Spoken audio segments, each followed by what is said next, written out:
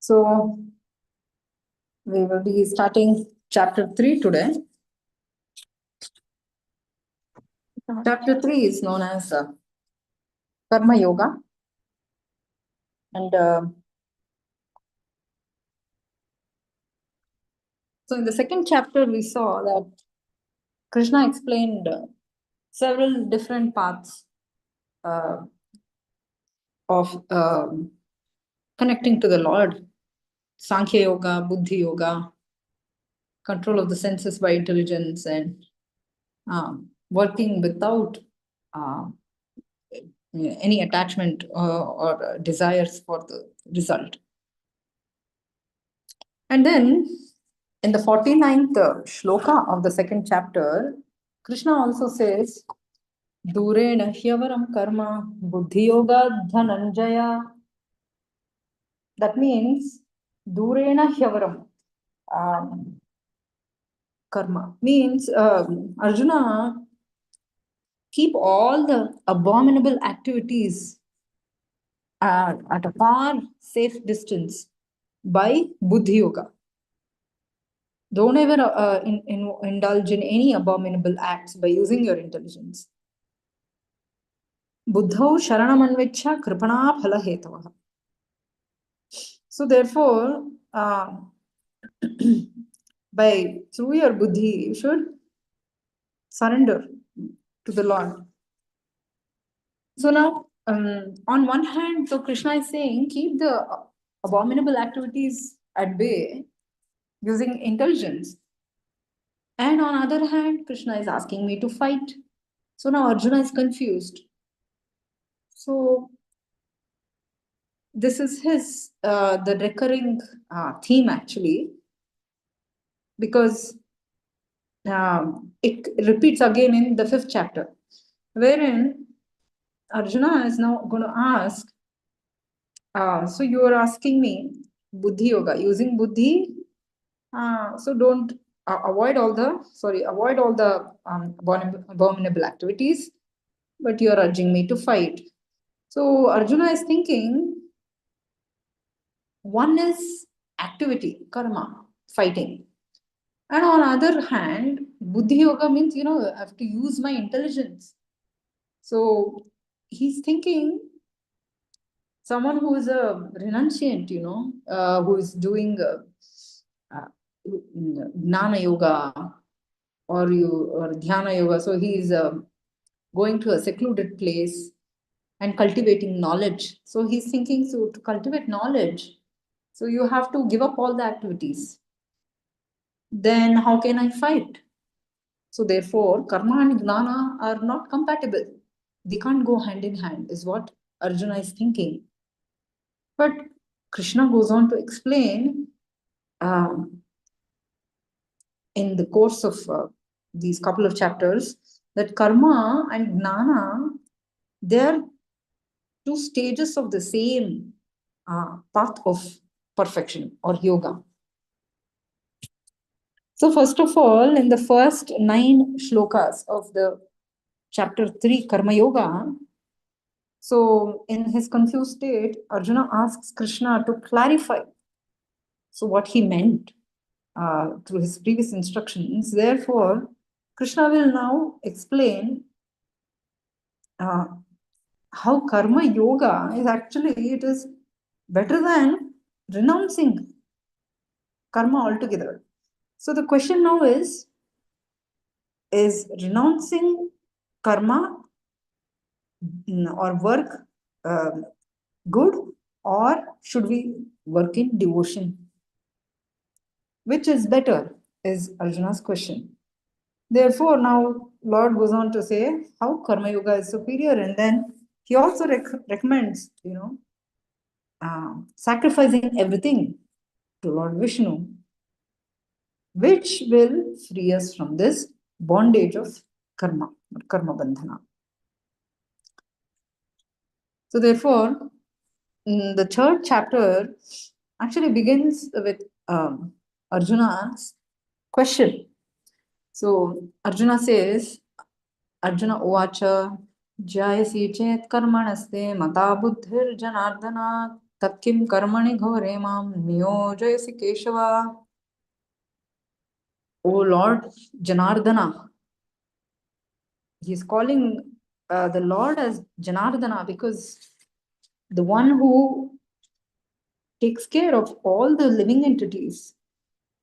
And O Keshava, because you killed your enemy, Keshi, but still you're asking me to kill all these people.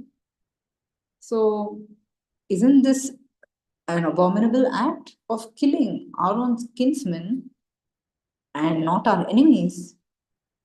Therefore, why do you want me to engage in this ghastly warfare, O Keshava, O Janardana?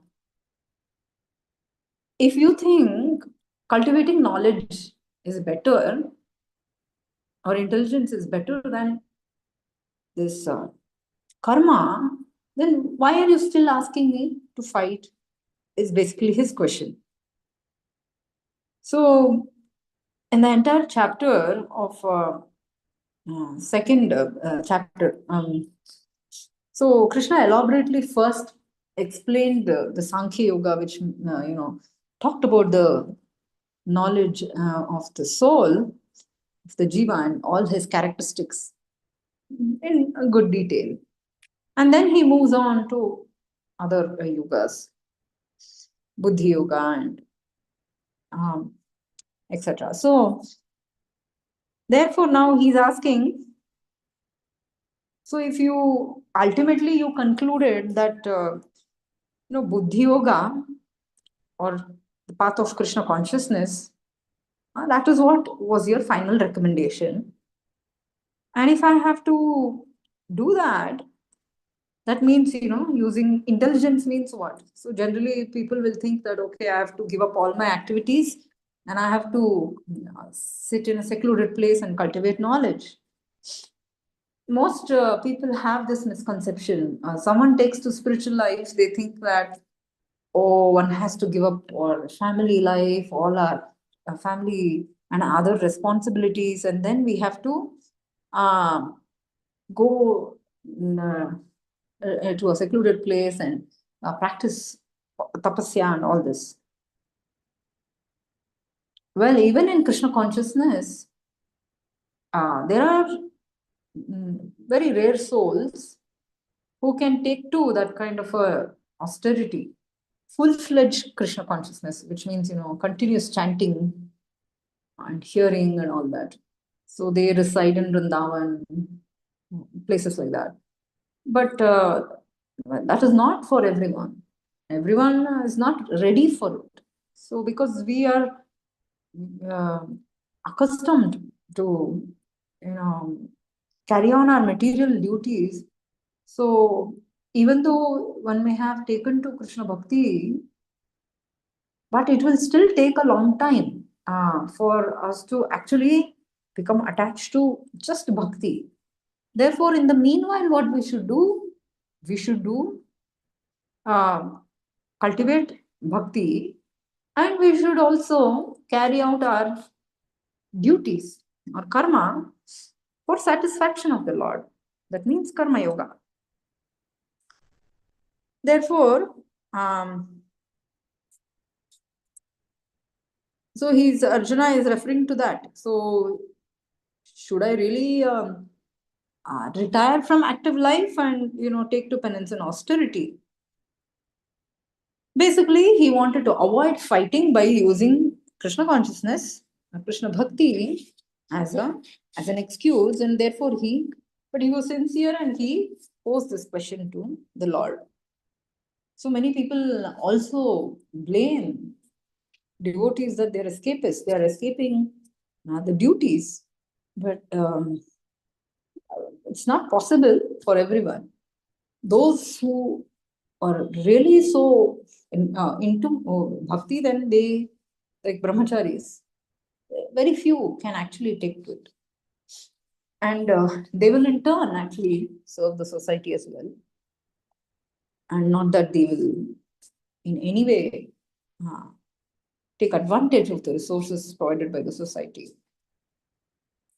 Then Arjuna continues, Vyamishreneva vakyena buddhim mohayisiva me. Tadekam vada nishchitya yena shreyoham apnuyan. Oh Krishna, my intelligence has become really bewildered. I'm confused by your contradictory instructions. What is the contradiction here? As I said, in one place you say, do karma, do your duty, go fight. In another place you say, no, do buddhi yoga. So actually there is no contradiction, but Arjuna is representing many of us who have this misunderstanding that in spiritual life you don't have really much of activity to do. So generally people come up with these misconceptions. So in order to clarify all this, Krishna is speaking through the medium of Arjuna. Therefore Arjuna is asking, please tell me now decisively which is most beneficial for me. So now the Lord starts speaking. He says, Lokesmin vividha nishtha pura prokta mayanagha gnana yogena sankhyanam karma yogena yoginam. So he's saying, it's very interesting to note here that the Supreme Lord,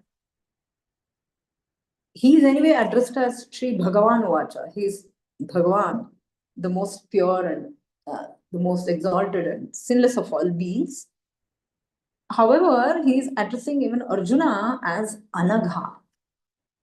And he addresses Arjuna as Anagha not once, multiple times, to bring home to us the point that even though he is representing people like us who are ignorant, but he is really sinless. Anagha means, Agha means sin, Anagha means one who has no sin. He is beyond all sins. So one who is pure and sinless, he's also free from ignorance. Gudakesha, we already saw that. So he's just playing the part of people like us who are in ignorance. So Krishna now continues saying that actually there are two classes of men who try to work on the path of self-realization. That means who try to progress in the spiritual path.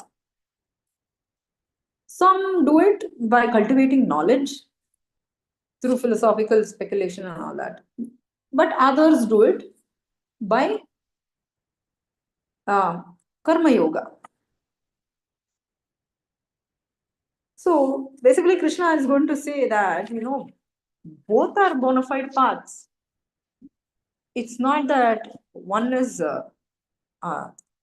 wrong and one is correct. So it is just that karma yoga and gnana yoga, these are all different steps or levels in the yoga ladder.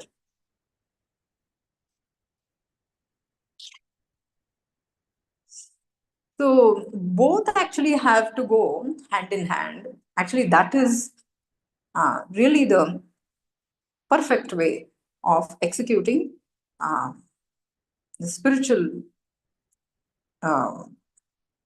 sadhana. So one is cultivation of knowledge, and other is devoting our activities also to the Lord. In fact, that was also the definition of Buddhi Yoga that we saw earlier. Means we engage our intelligence, using our intelligence, we fix our determination and conviction in serving the Lord, and then using all our senses, hands, legs, all our eyes, ears, nose, etc. All of them are also engaged. Their activities are also dovetailed to the Lord, or the fruits of those activities will be dedicated to the Lord. Therefore, Srila Prabhupada would usually say both these yogas are interdependent.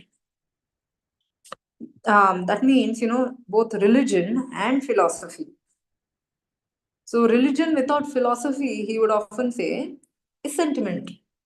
If one is simply doing uh, karma yoga all the time without developing knowledge, then he'll be misled also, because that becomes sentimental. And um, philosophy without religion, that is also not good. If someone is simply reading and studying scriptures without actually service to the Lord, then he becomes like a mental speculator. He becomes a gnani, not a bhakta. So both should go hand in hand.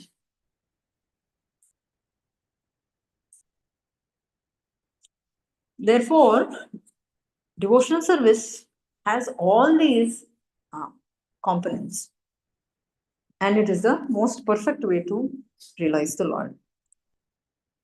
So the Lord continues now. Nakarmanam naishkarmyam purushošnute nacha sanyasana deva siddhim samadhigacchati. So in order to clarify these misconceptions, Krishna is now saying,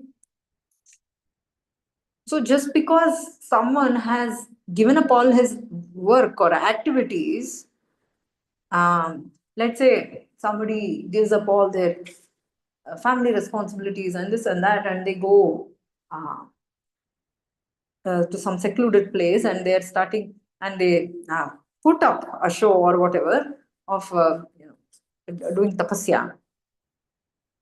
Um, is that good enough? Does that mean that they have really achieved such a higher stage of realization? So, no, not really. Krishna is saying just by avoiding work, one cannot become free from the reactions of karma, nor by renunciation alone can one attain perfection. So, sannyasa really means that. Krishna goes on to clarify this more and more. Sannyas really means one who is free from desire for sense gratification. That's why even when we saw in the second chapter, when Krishna was describing in detail the characteristics of a sthita prajna, the first characteristic Krishna spoke about is prajahati yada kaman sarvan parthamanogatan. One who has given up all the desires for selfish enjoyment. First of all, that the desire is something which is internal. No one can see it. One may be putting up a show of renunciation, but really, what is renunciation? It is actually a matter of their heart.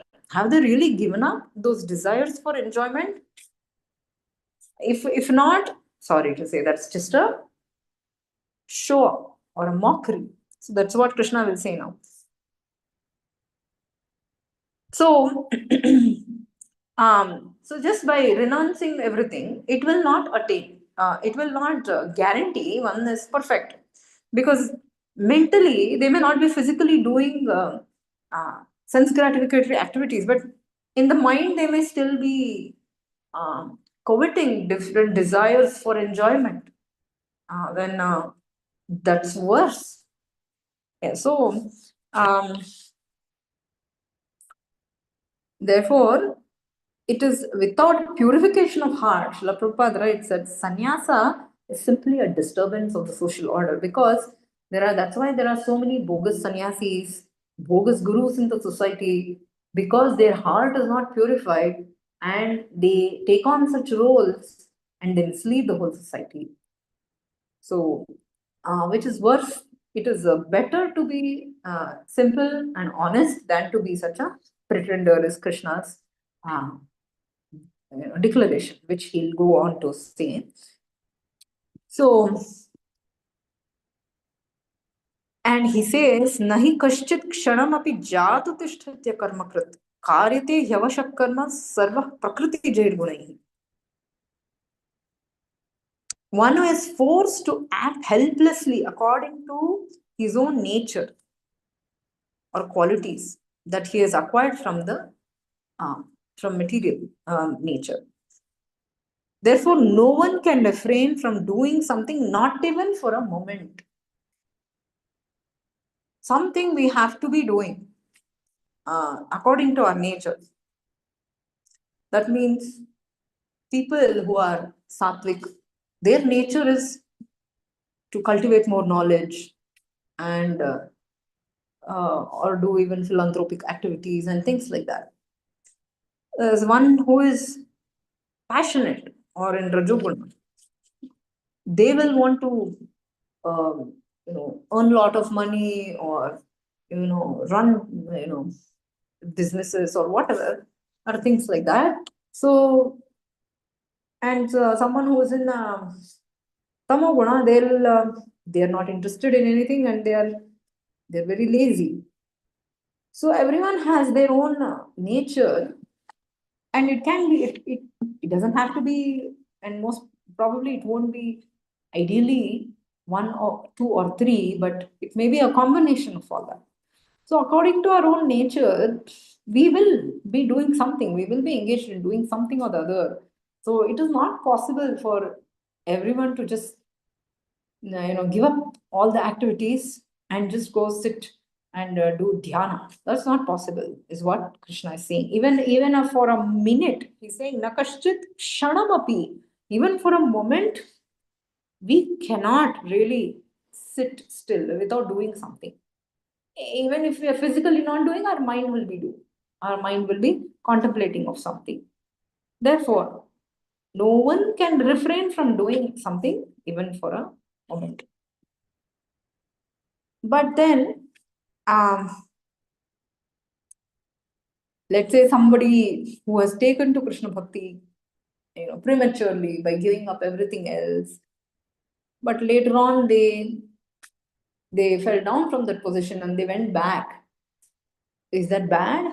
So that's also not bad, because at least they have sincerely tried to progress in Krishna Bhakti. Because this affirmation comes from Srimad Bhagavatam, wherein Narada himself is confirming that Tyaktva Swadharmam Charanam Bhujam Hare Bhajanna Pakota Pate Tato Yadi.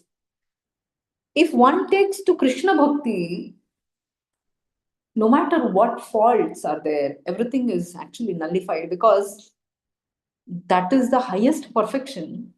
Even if someone is unsuccessful in completing it, just the very endeavor actually is in itself a perfection. Because we have already seen in the second chapter, Krishna glorifies it. Swalpamapi asya dharmasya trayate mahato bhayat.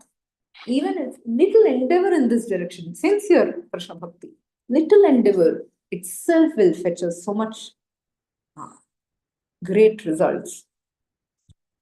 So it is better than someone who is a pretender. कर्मेन्द्रियाणि संयम्य आस्ते मनसा स्मरन् इन्द्रियार्थान् विमूढात्मा मिथ्याचारः स उच्यते. Here Krishna is making it very clear that one who restrains the senses of action, that's I was referring to this earlier. So one who may externally, he may have given up all the activities of enjoyment, but if he's thinking of that enjoyment internally in his mind, then he deludes himself and he is simply a pretender. Therefore, a Lord is never pleased by such duplicitous people or pretenders. It is better to be honest about our position and try to progress, or do our little humble endeavors, rather than putting up a show of of something which we are not. So therefore, Krishna is saying, he knows as Paramatma, he's sitting in everyone's heart. So all these bogus yogis, they may be wanting to enjoy something in their mind, but just to fool others, they're doing this. What good is that? He's saying. यस्त्विन्द्रियाणि मनसा नियम्यारभते अर्जुन कर्मेन्द्रियै कर्मयोगम् असक्तः स विशिष्यते.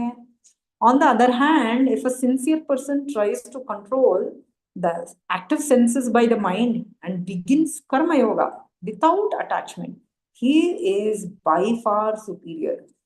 So, this is actually the recommendation for most people of this age of Kali Yuga. So, this Bhagavad Gita and all the instructions of the Supreme Lord Krishna, uh, it was given almost towards the end of Dwapar Yuga. So it was not really for people of Dwapar Yuga, really, so to speak, because it was the fag end. So it was all mostly it was directed towards people of Kali Yuga. And that is why Arjuna is talking again and again um, for people like us, because we do not have the qualification or adhikar. Most people in Kali Yuga are not very intelligent to understand such high Vedic literature, Shastra. Hardly anybody, gets Gurukula education and all that. Therefore, in this Yuga, in this Kali Yuga, one can easily take to Bhakti Yoga, in which from day one we don't have those. There is no such pre qualifications required, as in the case of other Vedic processes. So for us, mostly,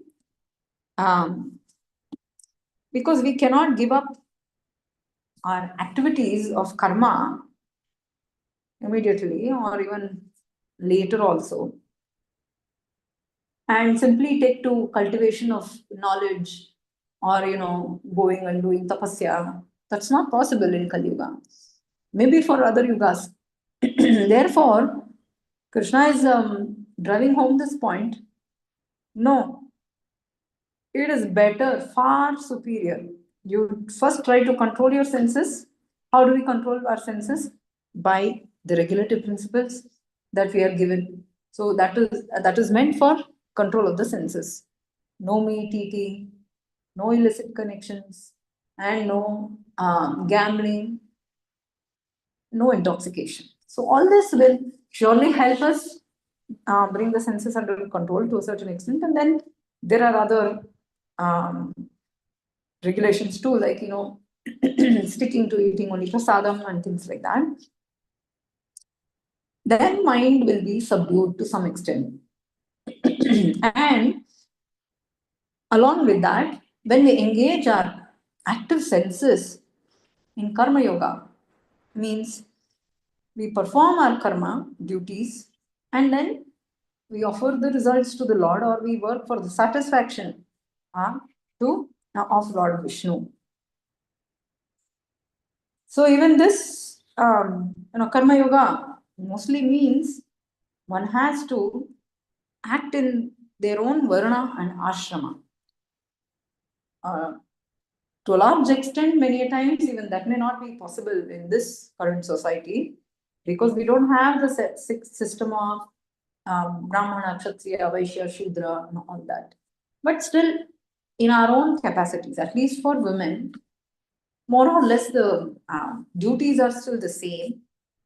One can take care of the household and children. So that is all the Stri Dharma, cooking, cleaning of the household and all that. Along with that, cultivation of Bhakti Yoga. So therefore, one can be, one can nicely progress in Krishna consciousness.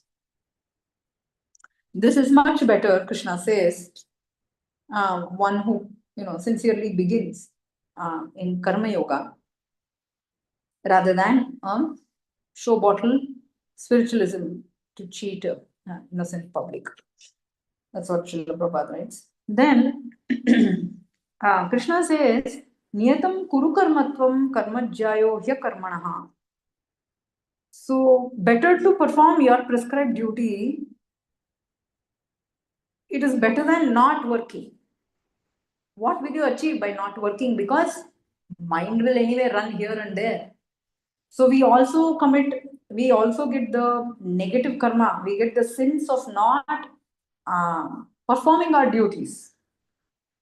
If we are not performing Jnana Yoga or Bhakti Yoga properly, but if we are pretending, then we should be better performing our duties or Karma Yoga. So one cannot even maintain one's physical body without work, Krishna says. Sharira yatra pichate na prasidhyed akarmanaha. Therefore, um, that's why Krishna prescribes doing your own prescribed duties, prescribed work. That means especially for women, Stri Dharma. It is better to perform our prescribed duties than giving it up, thinking that, oh, we are very advanced spiritually, now I can give this all up and take to renunciation. No, that is very dangerous. Because our mind is very difficult to subdue the mind. Mind is not ready for it. And we will anyway end up doing again what our own work according to our own nature. So even to maintain our physical body, we have to work, Krishna is saying. So for example, women have to cook, we have to clean the household and all that. And this will help us keep our body in a healthy state. So if someone doesn't do the work now, Krishna is saying what happens. Yagnarthat karmanonyatra lokoyam karma badhana. Tadartham karma kaunteya mukta sangha samachara. If we do not perform karma as a sacrifice to the Lord, everything, every karma, every activity should be performed as yagna or for the pleasure of the Lord. If it is not done, then that will lead us to karma bandhana, bondage of work. That means any activity will have a subsequent reaction, karmic reaction to it. How do we not get that karmic reaction? Is by offering that activity or doing that prescribed work for the satisfaction of the Lord. Then we will be freed from all karma bandhana. Therefore, Krishna is saying, tadartham karma kaunte. You have to do your work or karma. Don't give up your karma. Sayagna prajasrishtva purovacha prajapati anena prasavishyadham eshostvishta kamadhuk. So from 10 to 16 shlokas, Krishna now, as he previously has established, we should not artificially renounce activities, but we should perform duties in a detached way. Now he is explaining what exactly should we do if we are not yet on the stage of detachment. If we cannot still work in a detached manner, so what can we do? Then we can satisfy. That means if we still have material desires, what to do? Then we can satisfy our material desires in a religious way, and therefore those who are attached to such sense enjoyment, they will also be purified. So therefore, all the Vedic Shastras, they are all encompassing. It is not for just one person or one community or one class of people. It is for everyone. The Supreme Lord is very kind, so he has given different types of solutions for different types of people. In turn, they will also end up, coming to the Lord gradually. Therefore, Krishna will also show us how, even by production of grains, it is actually dependent on sacrifice or yagna. And ultimately, all the yagnas originate from the Lord. So here he's saying, first of all, when the creation happened, the Supreme Lord himself sent all the creatures that he had created. So all the living beings, when they came into existence, they were generations of men and devatas, and he also gave yagna or sacrifice for Vishnu, and then he advised them. So now be happy by performing yagna. So by performing yagna, we will get everything we require to sustain our lives, and thus we will also satisfy our desires, and therefore we will live happily in this life, and we will also get liberated from next life. So then he goes on to say, so this is a mutual cooperative act. By performing yagna, not only we are satisfied, because we will be pleasing the devatas also. Because in the yagna, uh, a portion of the offering is given to different devatas, and the final, ultimately, the beneficiary of all the yagnas is anyway Supreme Lord Vishnu. Therefore, both the devatas will be satisfied, and when they are satisfied, they bless us, human beings, and then we will also get the resources we want. For example, if Indra, when he's satisfied, he will send forth good rain, because of which crops can grow nicely, and then we get our grains, and then we can subsist on the grains, and then again perform yagna with whatever resources we have got, and then this is the cycle of life. That's what the Lord says. So, whatever various necessities of life, so devatas will give us, they will grant us through this yagna. They will supply all necessities to us. Therefore, now devatas are giving us. So, it is actually the Supreme Lord who is giving through the agency of devatas. Sun gives sunlight, and the wind god Vayu gives air to breathe, and Varuna gives water, and so on and so forth. So for every single necessity of our life, we are dependent on all these devatas who are representatives of the Lord. And if we do not offer anything to them, um, in fact, in essence, to the Supreme Lord, everything has to be offered to Him. So then we will, if we do not offer, then we will be a thief. Krishna is saying. Therefore, we should perform yagna. Yagna shishta shinasanto muchante sarva kilbishaihi. Bhunjate to abham papa ye pachanti atmakaranat. Therefore, Krishna is saying, therefore, if someone doesn't perform yagna, what happens? They will verily eat sin. He is especially saying here, by offering whatever we cook and offering whatever we eat, first to the Lord, it has to be offered.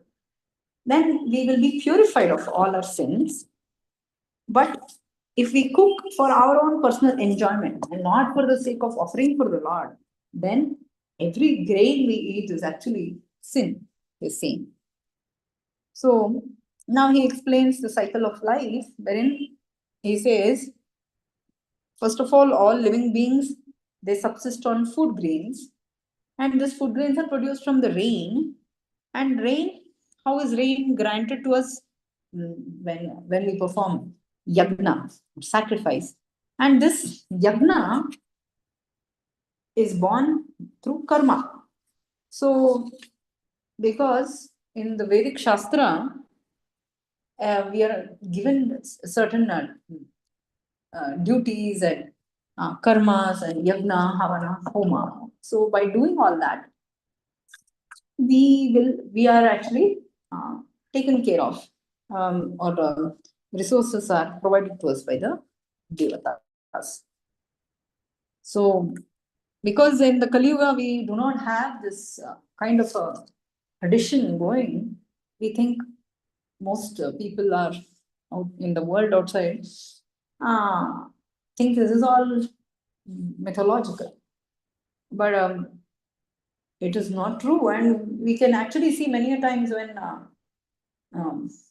on so many festival days, when there is nice kirtan or nice bhajan going on, many a times we see it rains. So actually, whatever is sustained now in this world is also because of a little bit of bhakti and Harinam Sankirtan that Mahaprabhu has given us. So dharma means that which sustains us. So karma brahmodbhavam vidhi brahmakshara samudbhavam. So therefore karma or the regulated activities, prescribed duties, where do we get that from? We get that from the Vedas. And Vedas, where do we get? Vedas are directly manifested from the Supreme Lord. So therefore, the all-pervading Lord, he is eternally, he is situated in karma. So another name of the Lord is Yagna. He is known as Yagna because he is the beneficiary of all the yagnas. And as he says in the chapter, um, um, I'm the beneficiary for all living entities and yagnas. I'm the bhoktaram yagyatapasam. So I'm the enjoyer of all the yagnas. So this way, evam pravartitam chakram. So he's saying, Arjuna, one who does not follow this chakra or the cycle of human life, of this cycle of this yagna or sacrifice, which are established by the Vedas, they will verily only lead a life of sin. So, because if someone is just living for the satisfaction of their senses alone, he is really wasting his time or his life. Because everybody, we are supposed to act cooperatively in this whole system that is set up by the Lord. We cannot independently enjoy anything else. Nothing really belongs to us. But in Kali Yuga, people have really taken everything for granted, and which, as a result of which, so many problems at personal and society level, and it's increasing to date. But all these, after saying all this, Krishna makes an exception here. Yastvatma ratireva syad atmatriptascha manavaha. Atmanyeva cha santushta tasya karyam na vidyate. But for one who has already reached the stage of perfection, means he's already on a spiritual platform and he finds pleasure only in the Supreme Lord and in his spirit soul, such a person, he is fully satisfied. So for him, there is no duty to perform. There is nothing can bind him. No yagna, no karma. He doesn't have to do anything because he is not obligated. Now he is free from all karma bandhana. So the whole point of all these yagnas, all the shastras, all the rules and regulations the Lord has given us is actually to come to this point of self-realization or this point of complete attraction for the Supreme Lord. Yes, to Atmarati, we are completely attracted to the Supreme Lord. Or we can also say we are completely situated on the spiritual platform. If one has come to that point, then there is no more looking back. He doesn't have to do anything now. But still, such people, they just to set an example in the society, they also act according to the rules and regulations of the Vedas. That also Krishna says later. Naiva tasya kritenartho na kriteneha kaschana nachasya sarvabhuteshu kaschidartha vipashraya. So a self-realized man he doesn't have any purpose to fulfill in discharge of his prescribed duties, nor has he any reason not to perform such work. That means he is neither attached to doing any kind of a work, nor is he not attached. Nor is he attached to not doing that work. Whether he does the work or whether he does not do the work, it's same to him. It doesn't matter to him. So, nor has he any need to depend on any other living being because now he's already established on a spiritual platform. He doesn't require anything. So, that is why he has no problem and he doesn't create any problem for others because now that he's completely satisfied in the self, he is not after anything or he's not after anyone. So he is completely free from raga, dvesha, both. So one should neither be attached to enjoyment nor should be averse to it. If he's completely averse to performing his duties, now that is also not good. Or one who is only attached to performing the duties is also not good. So one who is on a spiritual platform, he is beyond all this. Then finally, I'll finish up here next two shlokas.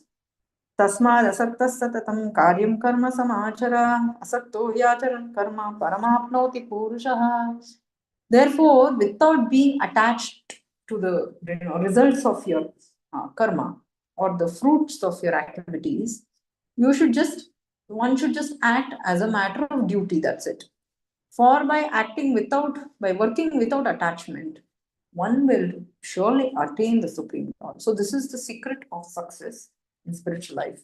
We have to continue doing our prescribed duties, not our own imagined duties, which goes against the scriptural rules and regulations, but as prescribed by Shastras or our superiors, Guru, we should continue, but we should not be attached to the fruits. Oh, if I do this, then I may get more benefit from this for my personal enjoyment. So that should not be the case of consideration. So, as a matter of duty, we should do. That means we are detached, and we are doing it for the sake of Supreme Lord. Then we get released from all karmic reactions.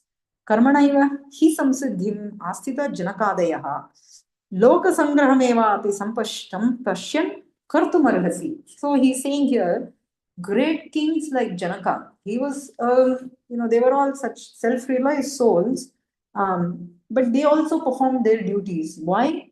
Not for their own sake, but just to set an example for people in general. So, and they also, Janaka didn't become a sannyasi or anything. Just by being the king, just by doing his prescribed duty as a king, he also attained perfection. So, therefore, he is hinting all of us that, you don't have to run away from your duties. Don't think just by, okay, I'm continuing my, material duties, that means I cannot achieve perfection. No. So just for sake of educating the people in general, he also performed his karma, his prescribed work, and you should also do, is his recommendation to Arjuna. Thank you, Matris, for joining. So we'll